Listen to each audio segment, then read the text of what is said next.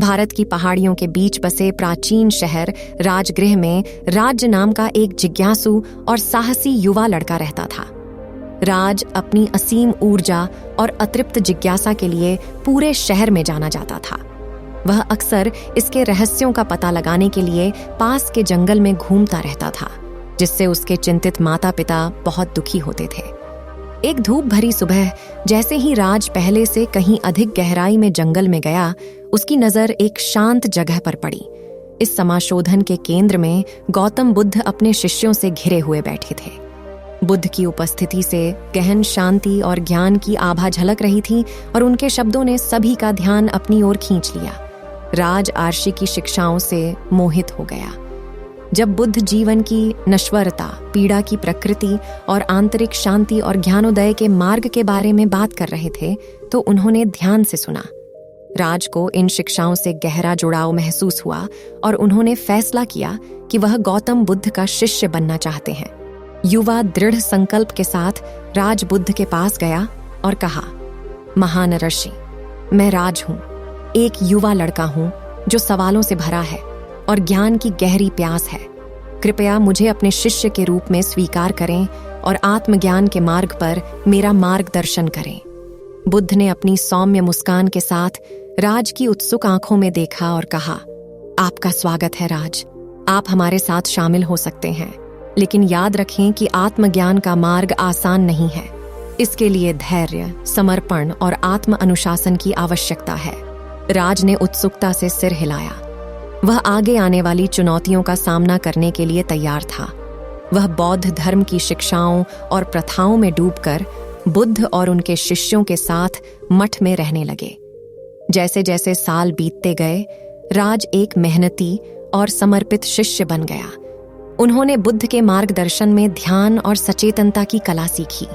उन्होंने करुणा और निस्वार्थता का अभ्यास किया और उन्होंने 4 आर्य सत्य और अष्टांगिक मार्ग के सिद्धांतों को अपनाया। एक दिन बुद्ध राज को एक तरफ ले गए और कहा, राज, तुमने आत्मज्ञान के मार्ग पर बहुत प्रगति की है, लेकिन एक चीज है जो तुम्हें सीखनी चाहिए, जो किताबों या शिक्षाओं में नहीं मिलती है, वह है हृदय का ज्ञान। तब बुद्ध ने राज को एक सरल लेकिन गहन कार्य दिया। उन्होंने उसे पानी से भरा एक छोटा सा मिट्टी का बर्तन दिया और कहा, तुम्हारा काम इस बर्तन को बिना एक बूंद गिराए पानी से भरे रखना है। ऐसा 1 सप्ताह तक करें और फिर हम फिर से बात करेंगे। राज ने चुनौती को उत्साह के साथ स्वीकार किया। वह बर्तन को हर जगह सावधानी से अपने साथ ले जाता था, यह सुनिश्चित करते हुए कि एक भी बूंद बर्बाद न हो। वह इस कार्य पर इतना केंद्रित हो गया कि वह आत्मज्ञान की अपनी इच्छा, जीवन के बारे में अपने प्रश्नों और यहाँ तक कि अपने स्वयं के बारे में भी भूल गया। 1 सप्ताह बीत जाने के बाद राज अभी भी पानी से भरे बर्तन के साथ बुद्ध के पास लौटा। बुद्ध मुस्कुराए और बोले, राज, बताओ तुमने क्या सीखा? राज को एहसास हुआ कि बर्तन पर ध्यान केंद्रित करने में उसे आंतरिक शांति और संतुष्टि की गहरी अनुभूति हुई है। उन्होंने पाया था कि सच्चा ज्ञान केवल ज्ञान और समझ के बारे में नहीं है, बल्कि उस क्षण में पूरी तरह से उपस्थित होने, आसक्तियों को दूर करने और सादगी में शांति पाने की क्षमता के बारे में भी है।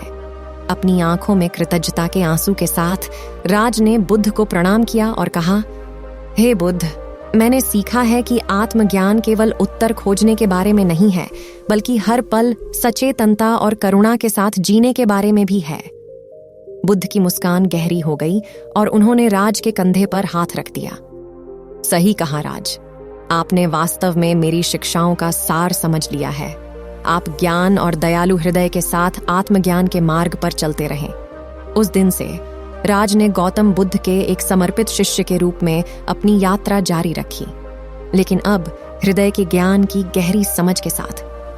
उनकी कहानी दिमागीपन की परिवर्तनकारी शक्ति और जीवन की सादगी में पाए जाने वाले गहन सबक का प्रमाण बन गई।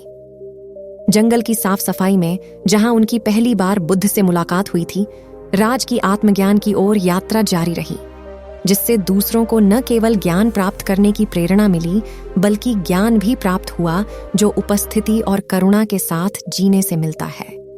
दोस्तों, आपको मेरी वीडियो कैसी लगी मुझे कमेंट करके बताएं और वीडियो को लाइक और चैनल को सब्सक्राइब करें।